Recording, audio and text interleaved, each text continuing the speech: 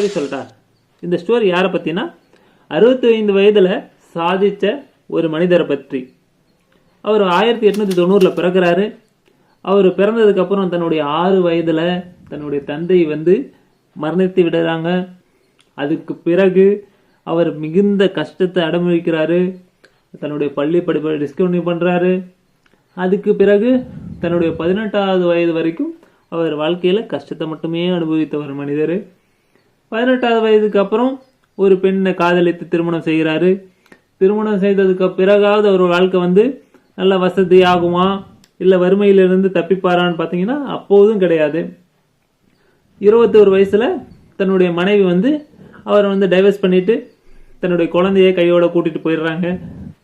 அந்த அளவுக்கு வெறும் கஷ்டத்தை மட்டுமே அனுபவித்த நபர் ஒரு பெட்ரோல் பங்க் எடுத்து நடத்துகிறாரு. அதுலேயும் தொடர் தோல்வி.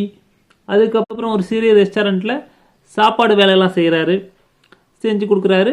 அதுவும் அவருக்கு போதுமான வருமானமாக கிடைக்கல. அதனால் அவரால் தன்னால் முயன்ற முயற்சி எல்லாத்தையும் எடுத்துக்கொண்டே இருக்கார். எந்த வயசு வரைக்கும்? தன்னுடைய 65 வயது வரைக்கும் தன்னால் ஆன முயற்சி எல்லாத்தையும் எடுத்துகிட்டு இருக்காரு. ஆனால் எல்லாத்துலேயுமே அவருக்கு தொடர் தோல்வி தான்.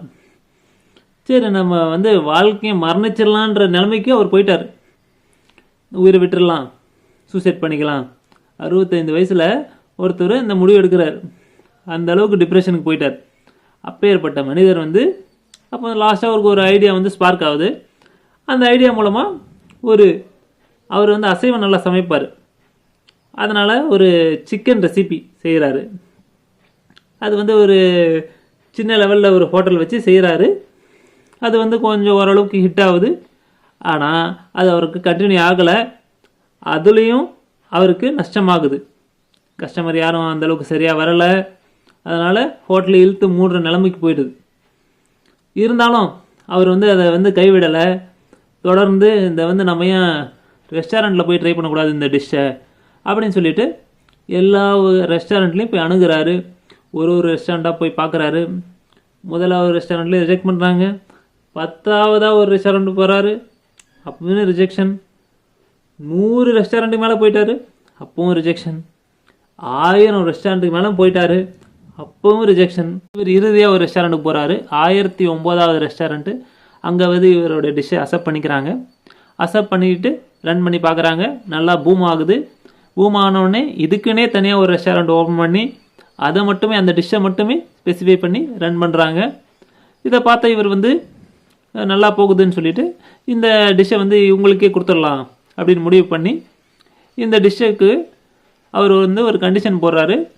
இந்த டிஷ்ஷை நான் உங்களுக்கே கொடுத்துட்றேன், ஆனால் இந்த டிஷ்ஷில் எல்லா இடத்துலையும் என்னுடைய ஃபோட்டோ இருக்கணும் அப்படின்னு சொல்லிட்டு ஒரு கண்டிஷனோட இந்த டிஷ்ஷை அவங்கள்ட்டே வித்துடுறாரு. எவ்வளோக்கு விற்கிறாருன்னா $2 மில்லியன் வித்துடுறாரு. இன்னுமா தெரியல நான் யாரை பற்றி பேசிகிட்டு இருக்கேன்னு? அவர் தான் கேஎஃப்சியோட ஓனர் ஹார்ட்லாண்ட் டேவிட் சாண்டர்ஸ். இவர் ஆரம்பித்த இந்த கேஎஃப்சின்றது 600க்கும் மேற்பட்ட ஃப்ரான்ச்சைஸ்களையும் 100க்கும் மேற்பட்ட கண்ட்ரியிலையும் பிரதிபலிச்சிட்ருக்கு.